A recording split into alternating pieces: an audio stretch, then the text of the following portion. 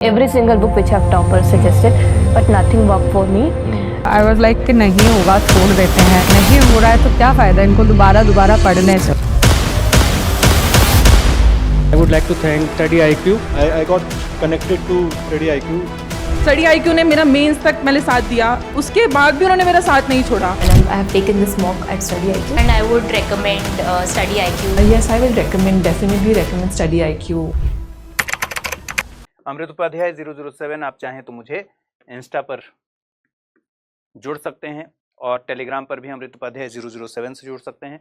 इसके अलावा कोई भी अगर आपको बैच संबंधी डाउट हो तो amrit@studyiq.com amrit@studyiq.com पर मुझसे संपर्क कर सकते हैं।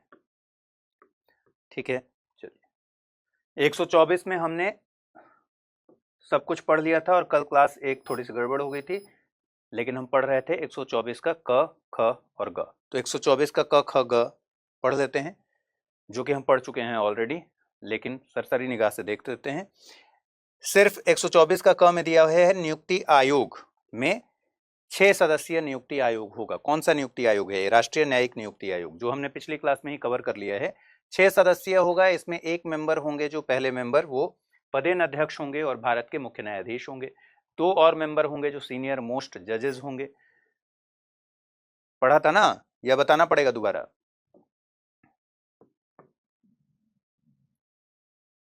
छह सदस्यीय है, एक CJI जो कि पदेन अध्यक्ष है, 2 सीनियर मोस्ट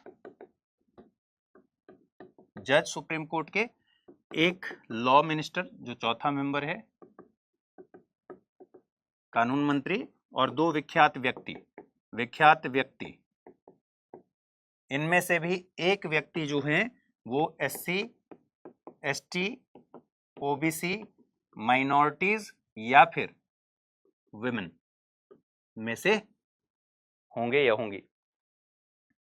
इन 2 विख्यात व्यक्तियों के सिलेक्शन के लिए एक कमेटी बनेगी, जिसमें prime minister plus CJI plus Lok Sabha में विपक्ष के नेता, 3 सदस्यीय कमेटी। लोकसभा में विपक्ष के नेता, और अगर विपक्ष के नेता न रहें, मौजूद ना हो, मतलब कई बार होता है ना कि भाई विपक्ष के नेता है ही नहीं कोई सदन में, तो लोकसभा में विपक्ष के नेता की गैर मौजूदगी में ना होने पर जो सबसे बड़े दल के नेता होंगे उनको रखा जाएगा इस कमेटी में, सबसे बड़े दल के नेता को। साथ ही हमने एक और बात देखी थी कि 3 साल के लिए इन 2 विख्यात व्यक्तियों को नॉमिनेट किया जाएगा। ठीक है, 3 साल के लिए, और दोबारा ये सदस्य बनने के लिए पात्र नहीं होंगे। यही 124 क है। 124 क में सिर्फ इतनी ही बात लिखी हुई है। ठीक है, यही सारी बातें 124 क में लिखी हुई हैं कि भारत का मुख्य न्यायमूर्ति अध्यक्ष होगा। भारत के मुख्य न्यायमूर्ति से ठीक नीचे के यानी सीनियर मोस्ट 2 जजेस सदस्य होंगे। कानून मंत्री संघ का वो भी सदस्य होगा, 4 हो गए। और प्रधानमंत्री भारत के मुख्य न्यायमूर्ति, और लोकसभा में विपक्ष के नेता, या जहां ऐसा कोई विपक्ष का नेता नहीं है वहां लोकसभा में सबसे बड़े एकल विपक्षी दल के नेता से समिति बनेगी, और वो समिति 2 विख्यात व्यक्तियों को नॉमिनेट करेगी, नाम निर्दिष्ट करेगी। विख्यात व्यक्तियों में से एक विख्यात व्यक्ति SC या फिर ST या अन्य पिछड़े वर्ग OBC या फिर अल्पसंख्यक वर्ग के व्यक्तियों या फिर स्त्रियों में से नाम निर्दिष्ट किया जाएगा। विख्यात व्यक्ति 3 साल की अवधि के लिए नाम निर्दिष्ट होंगे और दोबारा सिलेक्शन के पात्र, नॉमिनेट के पात्र नहीं होंगे। ठीक है, 124 का ख में दिया गया है कि उसके पास कार्य क्या क्या होगा। ठीक, 124 के ख में जो कार्य है वो हम जानते हैं 1993 में। आपको एक और चीज ध्यान रखिएगा, 3 जजेस केस हमने पढ़ा था, उसमें एक सुधार कर लीजिएगा। फर्स्ट जजेस केस में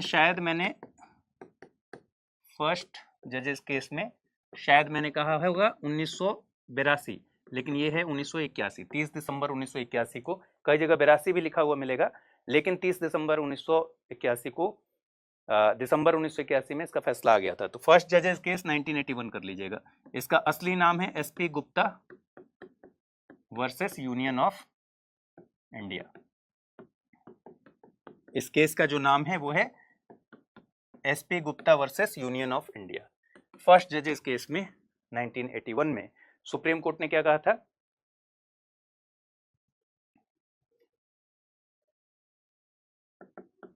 सेकेंड जजेस केस 1993, इसी से कॉलेजियम सिस्टम की शुरुआत हुई थी।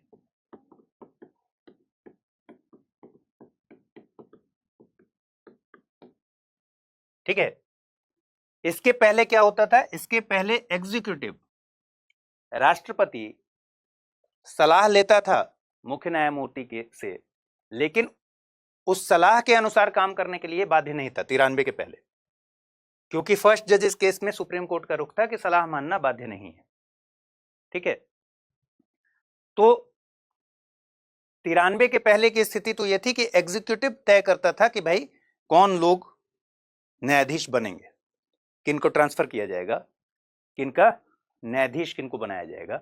लेकिन 1993 में सुप्रीम कोर्ट ने कह दिया सेकंड जजेस केस में, जिसका एक्चुअल नाम क्या है? Supreme court advocate on record association versus union of India.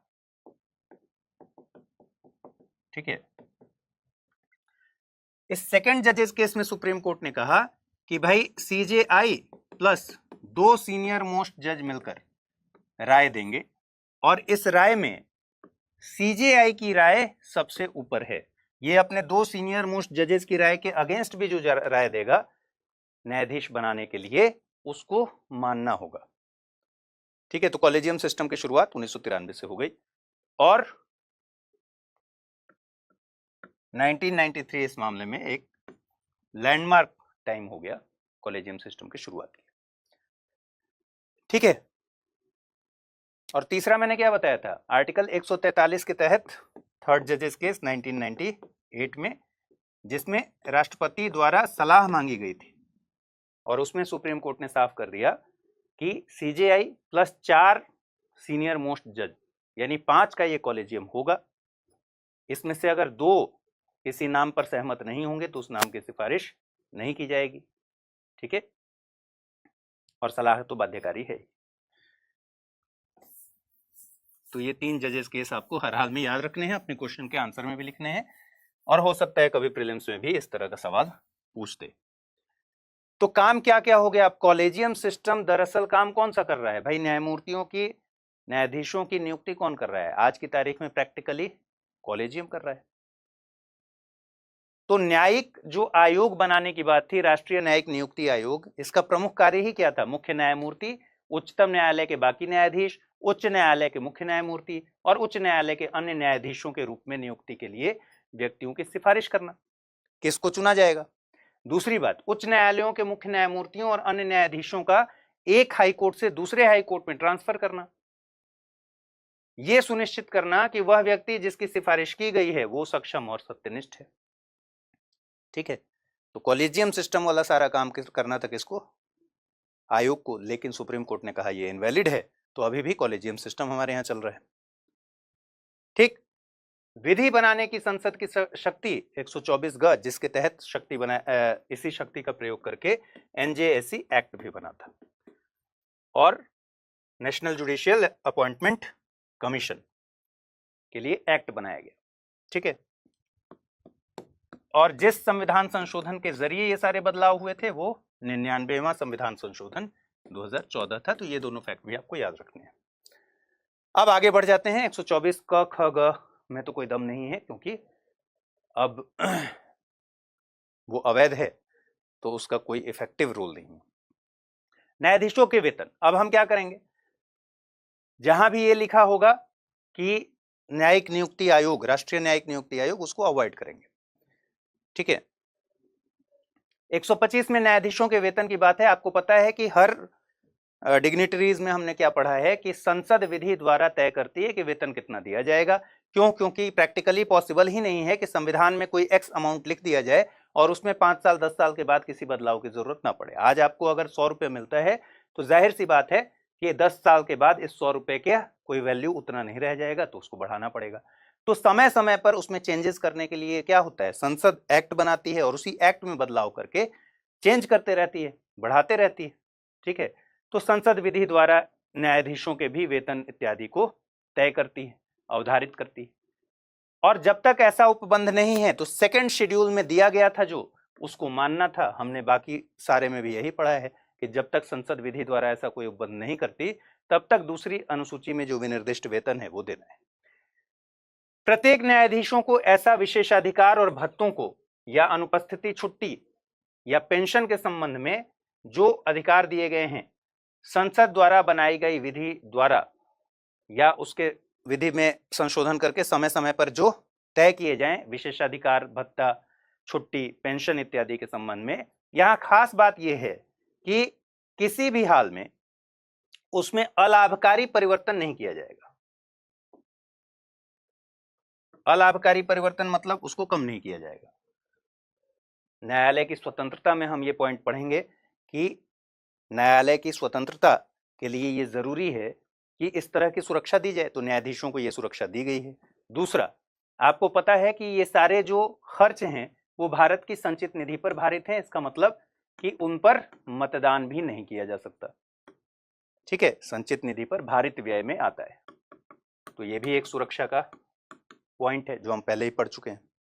UPSC की तैयारी का हर दिन कीमती होता है और हर कल की राह आज से ही बनती है। तो क्या आपने प्रतिज्ञा ली है अपने आईएएस सपने को साकार करने की?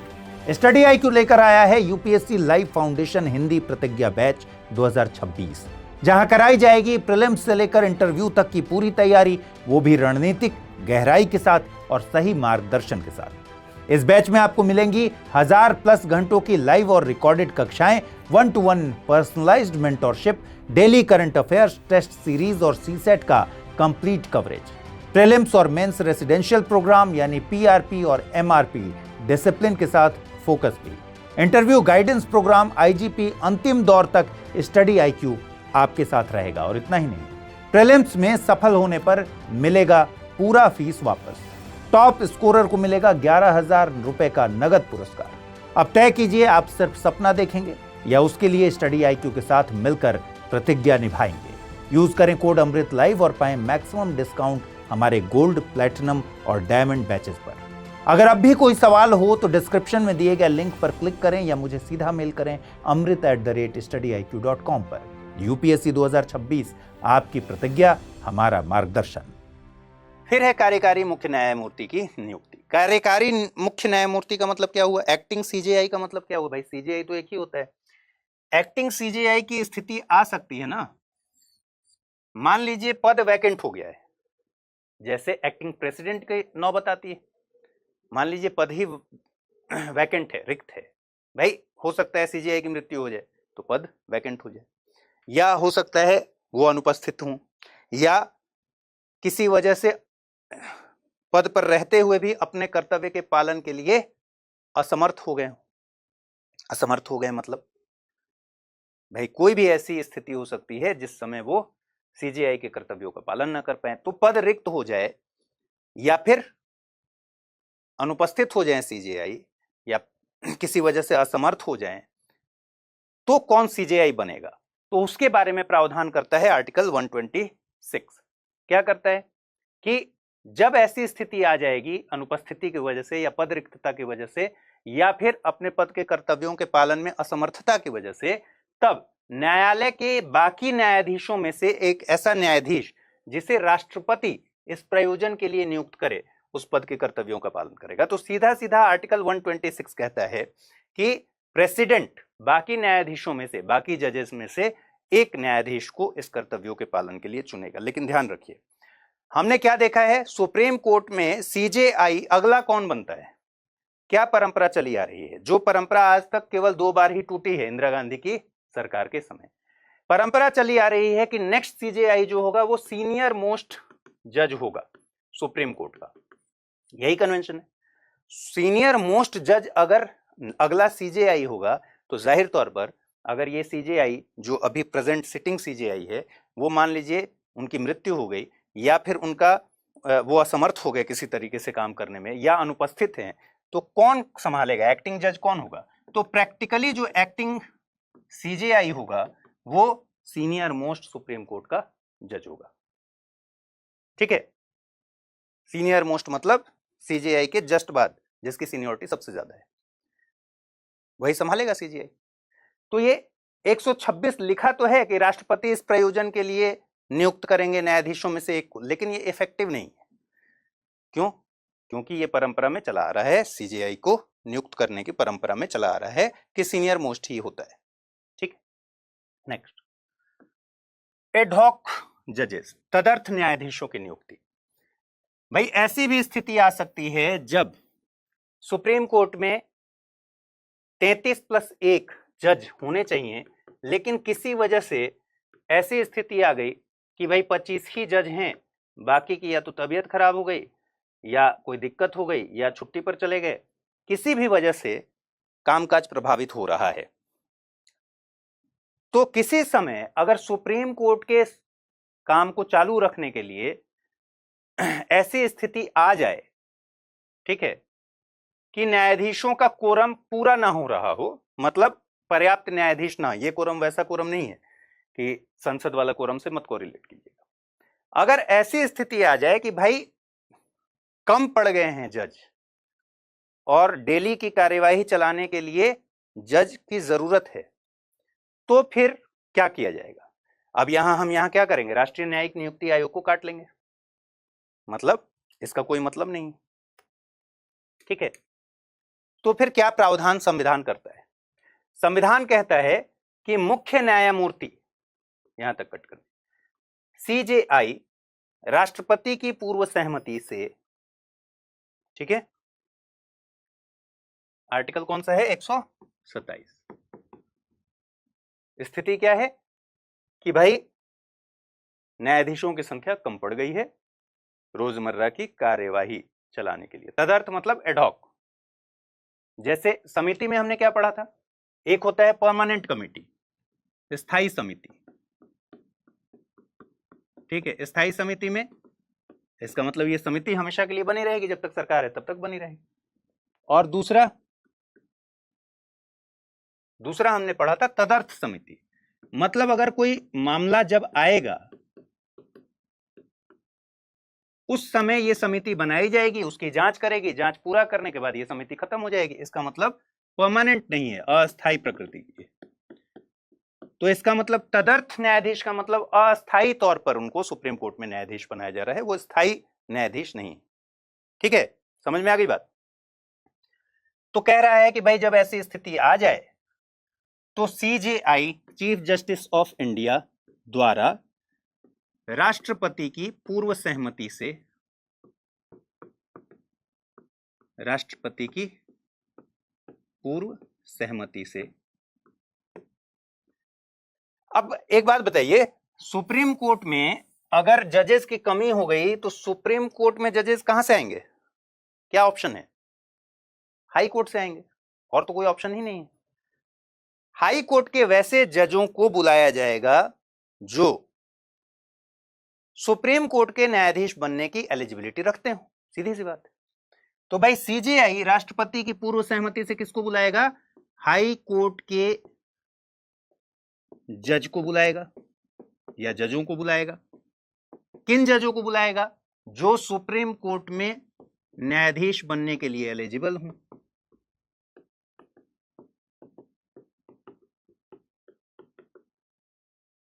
के लिए योग्यता रखते हैं, एलिजिबल, ठीक है। तो सवाल है कि भाई मान लीजिए सुप्रीम कोर्ट के सीजेआई ने, भारत सरकार के सीजेआई के पास जजेस की संख्या कम पड़ गई।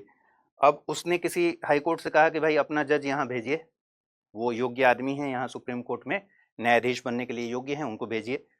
तो किससे बोलेंगे? हाई कोर्ट के चीफ जस्टिस से परामर्श करेंगे ना। तो हाई कोर्ट के चीफ जस्टिस की सहमति लेंगे, ठीक है। देखिए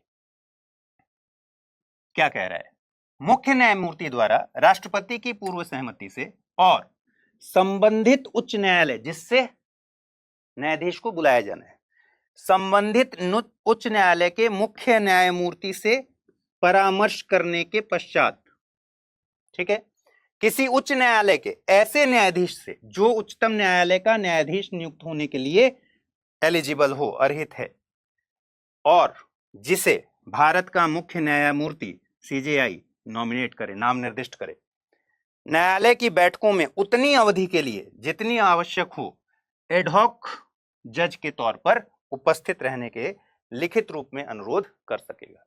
तो आर्टिकल 127 क्या कहता है? आर्टिकल 127 कहता है कि जिस समय जजेस उपलब्ध नहीं है उस मात्रा में, रोजमर्रा की कार्रवाई के लिए कोरम नहीं पूरा हो रहा है, तो हाई कोर्ट से जजेस बुलाएंगे। हाई कोर्ट से जजेस बुलाएंगे तो सीजेआई द्वारा, पहला चीज नोट करना है, किसके द्वारा? सीजेआई द्वारा अनुरोध किया जाएगा ना। किसकी सहमति से? राष्ट्रपति की पूर्व सहमति से हाई कोर्ट के जजों को, किन जजों को?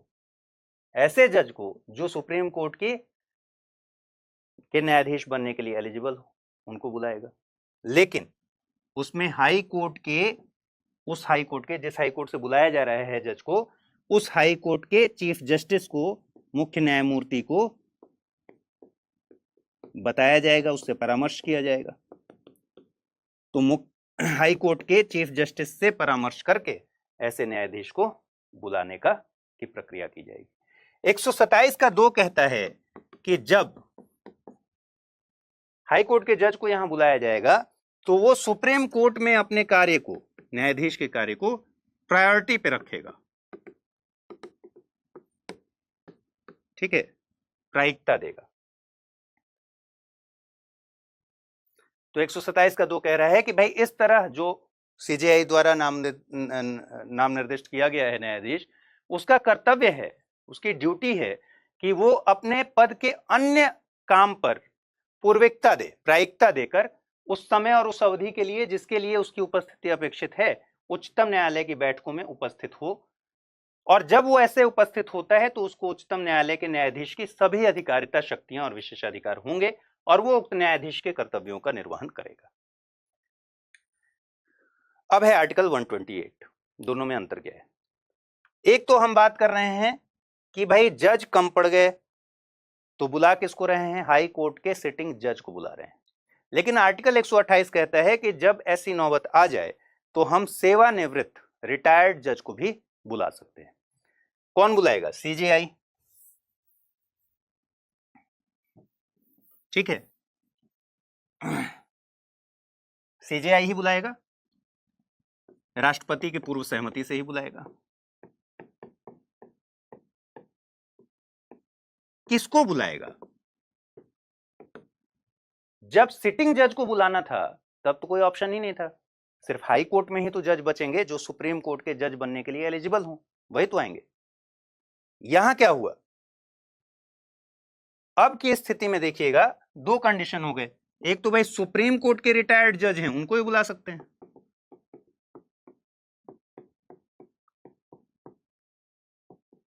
और दूसरा हाई कोर्ट के रिटायर्ड जज, उनको ही बुला सकते हैं। बस एक ही चीज का ध्यान रखिए कि जब एडहॉक को बुला रहे थे, मतलब किसी सिटिंग हाई कोर्ट के न्यायाधीश को बुला रहे थे, तो उससे सहमति नहीं ली जाती है। लेकिन जब किसी रिटायर्ड जज को बुलाएंगे तो उससे सहमति ली जाएगी। ठीक है, तो रिटायर्ड जज जिसको बुलाया जा रहा है उससे सहमति ली जाएगी, तो उसकी सहमति यहां पर जरूरी है।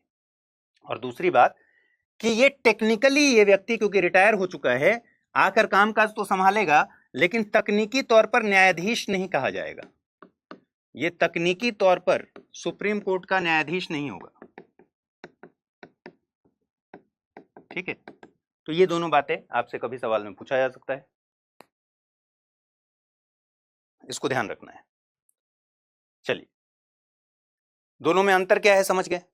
आर्टिकल 127 में हम एडहॉक जज को अपॉइंट कर रहे हैं, सीजेआई तदर्थ न्यायाधीश की नियुक्ति कर रहा है राष्ट्रपति की पूर्व सहमति से, उस हाई कोर्ट से जिससे जज को बुलाया जा रहा है उससे परामर्श लेकर कर रहा है, लेकिन जिसको बुलाया जा रहा है उससे सहमति नहीं ली जा रही है। लेकिन सेवानिवृत्त मामलों में, सेवानिवृत्त जज को बुलाने के मामले में 2 अंतर है। पहला कि यहां सुप्रीम कोर्ट का भी रिटायर्ड जज आ सकता है और हाई कोर्ट का भी रिटायर्ड जज आ सकता है। और दूसरा अंतर क्या है कि इससे सहमति लेनी पड़ेगी ना, रिटायर्ड आदमी, इससे तो सहमति लेनी पड़ेगी, आना चाहे ना आना चाहे, किसी और काम में व्यस्त हो।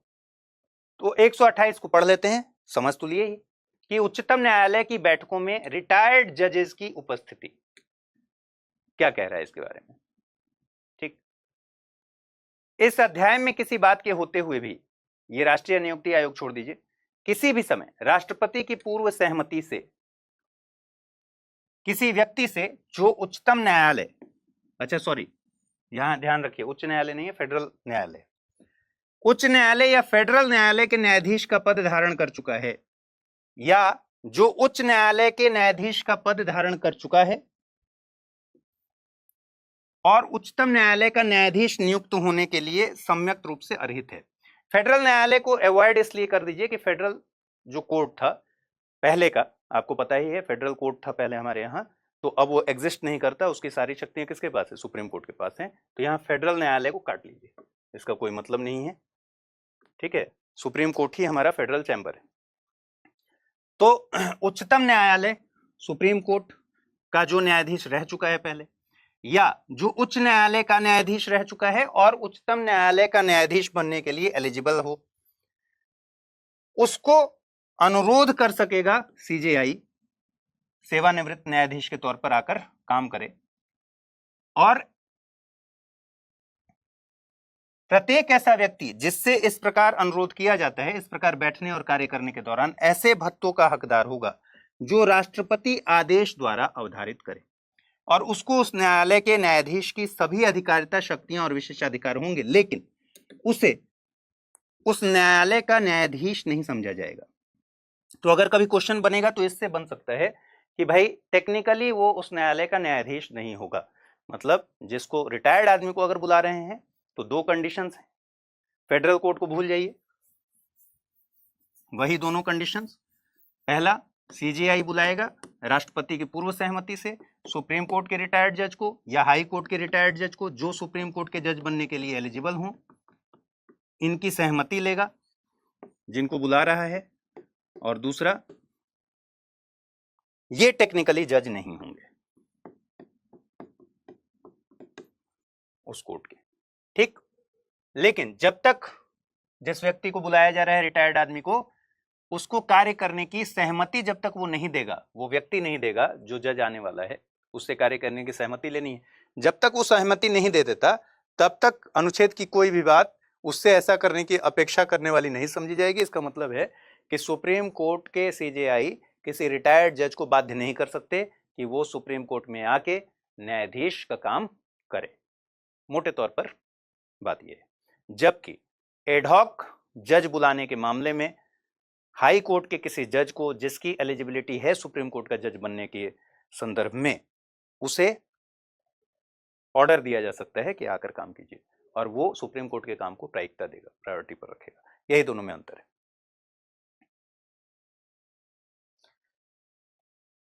अब जल्दी से बताइए, दोनों स्पष्ट हुआ कि नहीं हुआ?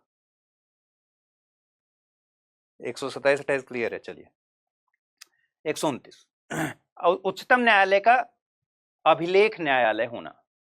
उच्चतम न्यायालय अभिलेख न्यायालय होगा और उसको अपने अवमानना के लिए, कंटेम्प्ट के लिए पनिशमेंट देने की शक्ति सहित ऐसे न्यायालय की सभी शक्तियां होंगी। अभिलेख न्यायालय का मतलब क्या हुआ कि जितने भी सुप्रीम कोर्ट के ऑर्डर्स हैं, सुप्रीम कोर्ट के सारे ऑर्डर्स, ठीक है, डिक्री, इंस्ट्रक्शंस, निर्देश, ये सब एटसेट्रा, ये सब रिकॉर्ड में रखे जाएंगे, मेमोरी में रखे जाएंगे। ठीक है, कोर्ट ऑफ रिकॉर्ड। तो supreme court court of record होगा। इसका मतलब इसकी सारी कार्यवाहियां, इसके सारे ऑर्डर्स, इसके सारे निर्देश, ये सब कुछ रिकॉर्ड में रखा जाएगा, और जो अधीनस्थ न्यायालय हैं वो इनका इस्तेमाल उदाहरण के तौर पर करेंगे। ठीक है। दूसरी बात कि सुप्रीम कोर्ट के पास, एक बात तो ये हो गई, और दूसरी बात ये हो गई कि सुप्रीम कोर्ट के पास अवमानना के लिए, अपने कंटेम्प्ट के लिए,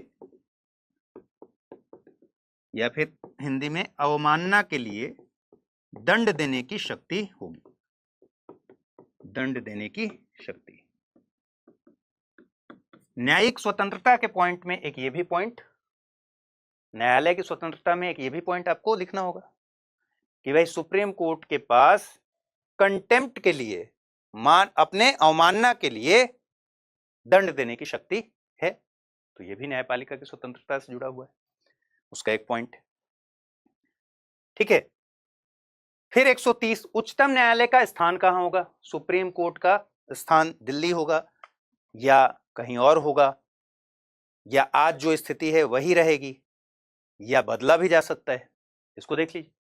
उच्चतम न्यायालय दिल्ली में, दिल्ली लिखा हुआ है लेकिन साथ में क्या लिखा हुआ है? अथवा ऐसे अन्य स्थान या स्थानों में इस्टेब्लिश हो सकेंगे जिन्हें भारत का मुख्य न्यायमूर्ति राष्ट्रपति के अनुमोदन से समय समय पर नियत करे। सोचिए सीजेआई के पावर कितना है। यह जरूरी नहीं है कि दिल्ली में अगर सुप्रीम कोर्ट आपको अभी दिख रहा है तो दिल्ली में ही है, रहेगा, है तो, लेकिन रहेगा ऐसा नहीं। किसको पावर दिया गया है? भारत का मुख्य न्यायमूर्ति नियत करेगा, तय करेगा राष्ट्रपति के अनुमोदन से। इसका मतलब यह है कि भारत का मुख्य न्यायमूर्ति अगर राष्ट्रपति के अनुमोदन से यह तय करे कि सुप्रीम कोर्ट दिल्ली में और दिल्ली के साथ बाकी 4 जगहों पर भी एस्टेब्लिश होगा, तो आराम से हो सकता है। ठीक है,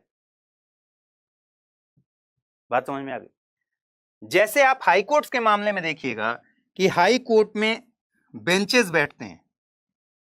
जैसे उत्तर प्रदेश की बात कीजिए तो यूपी में इलाहाबाद में हाई कोर्ट है, इलाहाबाद हाई कोर्ट। इसको आप प्रयागराज हाई कोर्ट कृपा करके मत लिखिएगा, क्योंकि इसका नाम यही है, Allahabad high court. Calcutta high court लिखिएगा, कोलकाता मत लिखिएगा। बॉम्बे हाई कोर्ट लिखिएगा, मुंबई हाई कोर्ट मत लिखिएगा। ठीक है, अभी इनका नाम नहीं चेंज हुआ है। यूपी में जो हाई कोर्ट है वो है इलाहाबाद में, मेन बेंच। इसकी प्रधान पीठ कहां है? इलाहाबाद में। लेकिन लखनऊ में भी इसकी बेंच है। तो आप कई बार खबरों में पढ़ते होंगे या सुनते होंगे कि इलाहाबाद हाई कोर्ट की लखनऊ बेंच ने यह फैसला दिया। ठीक है सर, उनका वेतन संचित निधि पर भारित व्यय है, उसे भी एकदम न्यायपालिका की स्वतंत्रता में यह भी पॉइंट लिखना है। हम लास्ट में कंक्लूड करेंगे, लेकिन अभी से इसको मिलाते रहिए। एक तो कंटेम्प्ट वाला हो गया, ठीक है, अलाभकारी परिवर्तन उनके उसमें नहीं होगा, विशेषाधिकारों और बाकी सुविधाओं में। दूसरा, उनका वेतन संचित निधि पर भारित है, वेतन और अन्य खर्चे भारित व्यय है, उस पर मतदान नहीं हो सकता। तो ये भी क्या किया गया है? न्यायपालिका की स्वतंत्रता से जुड़ा है। फिर हमने ये भी देखा था कि जज बनने के बाद, रिटायर होने के बाद प्रैक्टिस नहीं कर सकते, वकालत नहीं कर सकते। तो ये भी न्यायपालिका की स्वतंत्रता से जुड़ा हुआ मुद्दा है। ठीक है, तो लेकिन सुप्रीम कोर्ट में क्या ऐसी स्थिति है? और बेंचेस भी, एक सर्किट बेंच भी होता है, भ्रमणकारी पीठ। सर्किट बेंच सुना है आपने? जैसे कलकत्ता हाई कोर्ट के अंडर में आता है अंडमान निकोबार, तो पोर्ट ब्लेयर में कलकत्ता हाई कोर्ट का सर्किट बेंच। ठीक है, सर्किट बेंच का मतलब ही हुआ भ्रमणकारी। मतलब यहां से न्यायाधीश जाते हैं कलकत्ता से, पोर्ट ब्लेयर में बैठते हैं, वहां मामलों को सुनते हैं, वापस आ जाते हैं। लेकिन जैसे इलाहाबाद हाई कोर्ट की लखनऊ बेंच है, तो लखनऊ में बाकायदे वहां न्यायाधीश रहते हैं, डेली बेसिस पर उसी तरह कार्यवाही होती है जैसे कि यहां इलाहाबाद में होती है। ठीक है, लेकिन सुप्रीम कोर्ट के साथ हम ऐसी स्थिति नहीं देखते। बट अगर आपसे कल को कोई पूछ दे कि क्या ऐसा हो सकता है कि सुप्रीम कोर्ट भी की अलग अलग बेंचेस हों, क्या ऐसा हो सकता है कि सुप्रीम कोर्ट एक से ज्यादा जगहों पर एस्टेब्लिश किया जा सकता है? बिल्कुल किया जा सकता है। और कौन करेगा? सीजेआई तय करेगा। किसके अनुमोदन से करेगा? राष्ट्रपति से के अनुमोदन पर करेगा, समय समय पर नियत करेगा। अभी तक ऐसा कुछ नहीं हुआ है। उसकी वजह क्या है? जबकि लॉ कमीशन ने भी इस बारे में रिकमेंड किया था कि ऐसा कर देना चाहिए कि दिल्ली, कलकत्ता, जो इस तरह की सिटीज हैं, चेन्नई, यहाँ पर बना देना चाहिए अलग अलग सुप्रीम कोर्ट को। और यहाँ जो दिल्ली वाला सुप्रीम कोर्ट है इसको कॉन्स्टिट्यूशनल बेंच बना देना चाहिए, संवैधानिक बेंच बना देना चाहिए, यानी सिर्फ संवैधानिक मामलों के लिए अभी वाला जो सुप्रीम कोर्ट है वो हो जाए, और बाकी अपीलीय मामलों के लिए बाकी जगह पर 4 जगहों पर 5 जगहों पर बना देना चाहिए। वजह क्या है? वजह यह है कि अगर सुप्रीम कोर्ट किसी को आना है अपील करने, ठीक है, तो अब मान लीजिए कोई अंडमान में रह रहा है व्यक्ति, तमिलनाडु में रह रहा है, उसको सुप्रीम कोर्ट आना है, या केरल में रह रहा है, उसने हाई कोर्ट में वहां कोई मुकदमा लड़ा और हार गया, और वहां से उसको अपील करने के लिए आना है सुप्रीम कोर्ट, तो वो पहले ही हिम्मत हार जाएगा। दिल्ली उसके लिए काफी दूर है, क्योंकि एक बार तो कोर्ट का चक्कर नहीं लगता ना, बार बार चक्कर लगेगा, पहले ही हिम्मत नहीं कर पाएगा। इसलिए इस फेवर में देखें तो देश में अलग अलग जगहों पर सुप्रीम कोर्ट के ब्रांचेस होनी चाहिए, ठीक है, सुप्रीम कोर्ट के बेंचेस होने चाहिए। लेकिन एक तर्क यह है इसके खिलाफ कि भाई मान लीजिए हाई कोर्ट्स के साथ क्या होता है कि इलाहाबाद हाई कोर्ट ने कोई निर्णय दिया एक तरह के मामले पर, उसी सेम तरीके के मामले पर बॉम्बे हाई कोर्ट ने कोई निर्णय दिया, ठीक है, उसी सेम तरह के मामले पर दिल्ली हाई कोर्ट ने कोई निर्णय दिया। अगर इसमें एक ही तरह के मामले पर अलग अलग भी निर्णय हो जाए तो उसके लिए सुप्रीम कोर्ट ऊपर बैठा हुआ है, उन सारे एक तरह के मामलों को अपने पास ट्रांसफर भी कर सकता है, सुप्रीम कोर्ट आगे पढ़ेंगे, और या फिर इन मामलों में अगर हाई कोर्ट से कोई भूल हो जाए तो उसको सुधार भी सकता है। लेकिन अगर सुप्रीम कोर्ट, जो कि सुप्रीम है, जिसके पास हम अपील लेके जा सकते हैं, ठीक है, जो चीजों को सुधार सकता है, अगर उसकी 4 अलग अलग पीठ में अलग अलग न्यायाधीशों ने अलग एक ही तरह के मामले में अलग अलग निर्णय दे दिया, तो फिर सुप्रीम कोर्ट की इंटीग्रिटी का क्या होगा? फिर सुप्रीम कोर्ट का जो ऑरा है वो कम हो जाएगा, ठीक है। तो इसलिए आज तक ऐसा नहीं हुआ है, लेकिन हां ऐसा हो सकता है भविष्य में कभी भी, कभी प्रशासनिक सहूलियत के लिए भी अगर सुप्रीम कोर्ट को लगे अपने तो सीजेआई ऐसा डिसाइड कर सकता है। आर्टिकल 130 इस बारे में प्रोविजन करता है। 131 आरंभिक अधिकारिता, उच्चतम न्यायालय की आरंभिक अधिकारिता, ठीक है। आरंभिक अधिकारिता का मतलब सिर्फ यह हुआ कि कौन से ऐसे मामले हैं जो सुप्रीम कोर्ट में सीधे शुरू होंगे,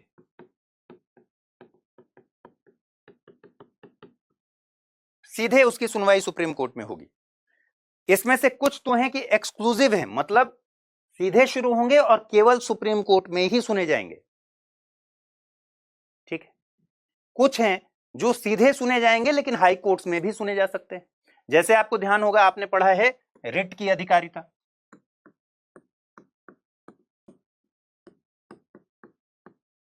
रिट अधिकारिता में आप जानते हैं आर्टिकल 32 के तहत सुप्रीम कोर्ट केवल फंडामेंटल राइट से जुड़े हुए रिट के मामले सुनता है, ठीक है।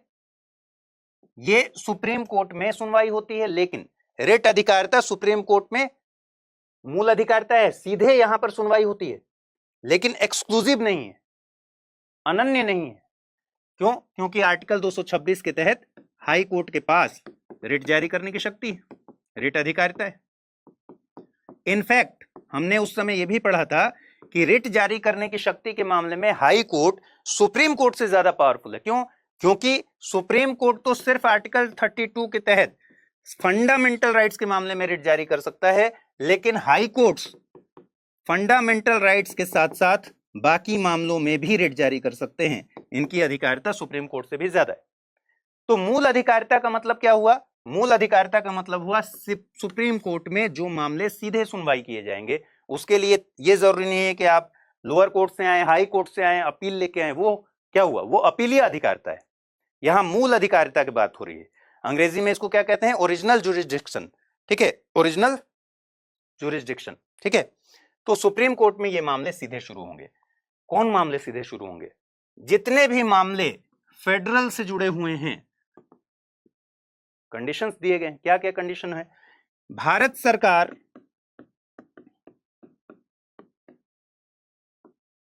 एक तरफ और दूसरी तरफ किसी राज्य या फिर राज्यों की सरकार के बीच विवाद हो जाए, केंद्र राज्य के बीच विवाद हो जाए।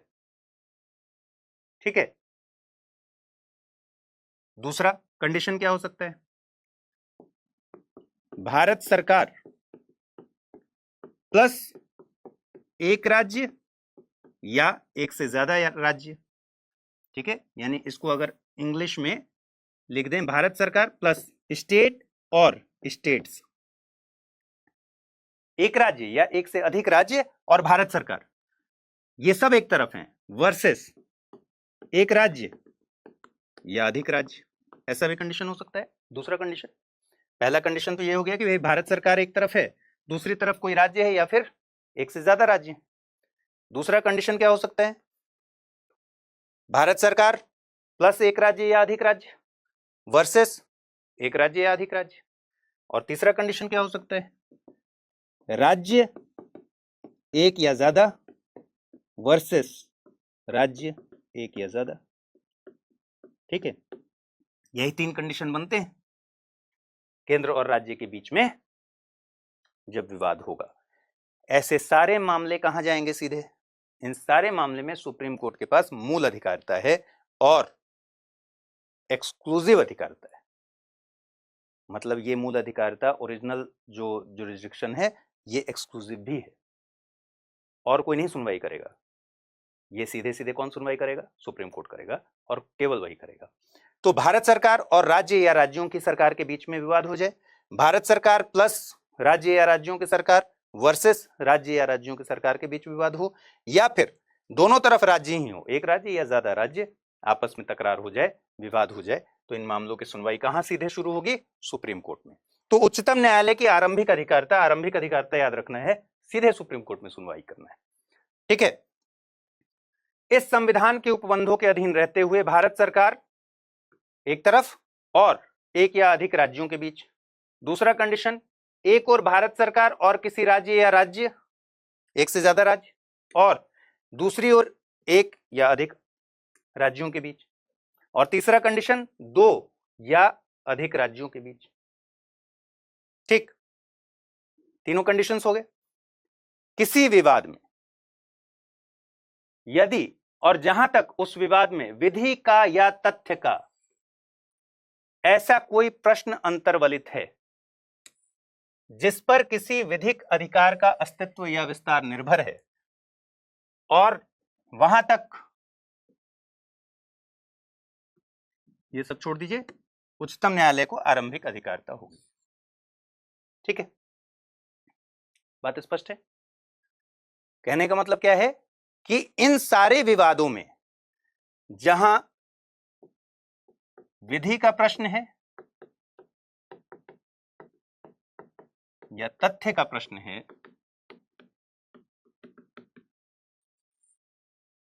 ये सारे विवाद जहां विधि का या तथ्य का प्रश्न है, वो सुप्रीम कोर्ट की मूल अधिकारिता के दायरे में है।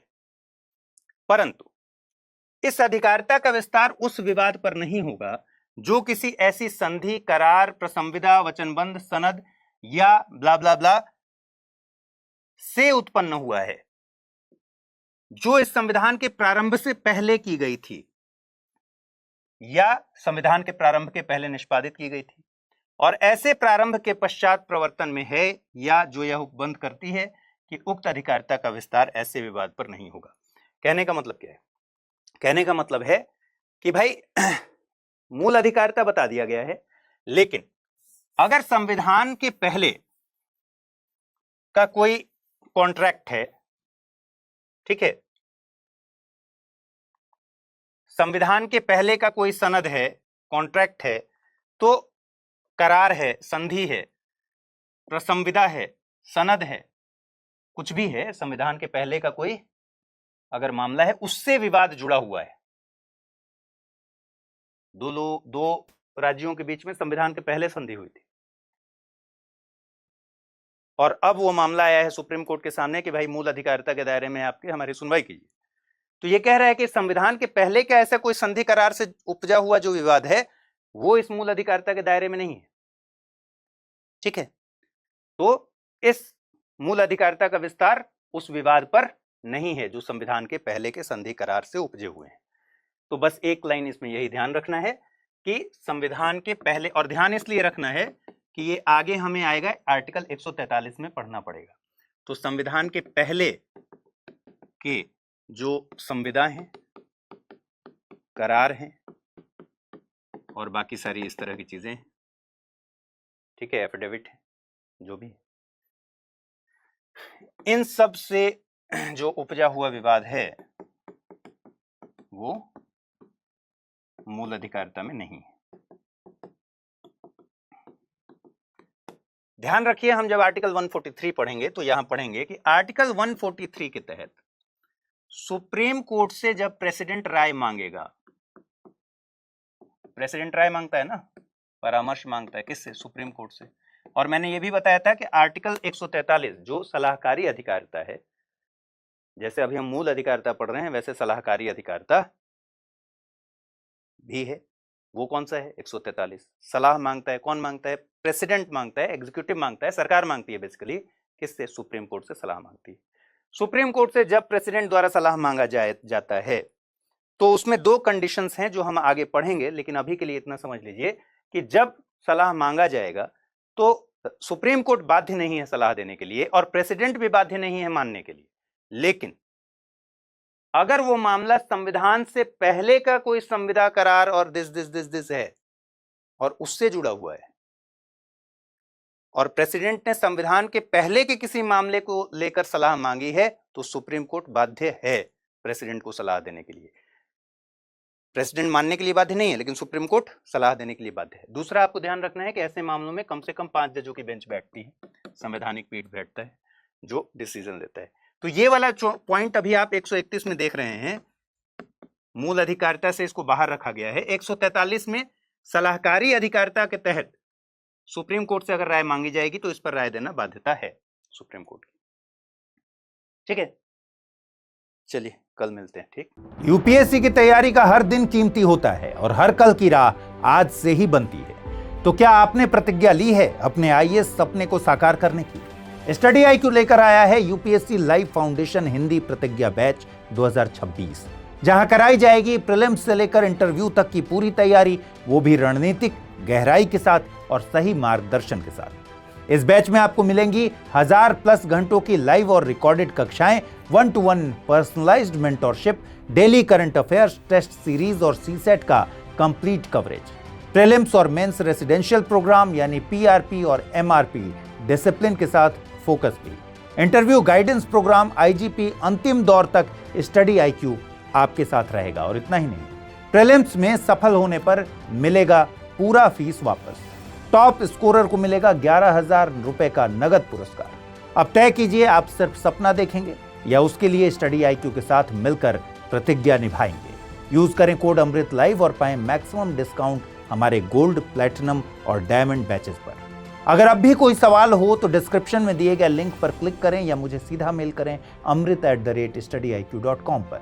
यूपीएससी 2026, आपकी प्रतिज्ञा, हमारा मार्गदर्शन। हिंदी में यूपीएससी की तैयारी से संबंधित प्रोग्राम्स को देखने के लिए सब्सक्राइब करें स्टडी IQ IAS हिंदी।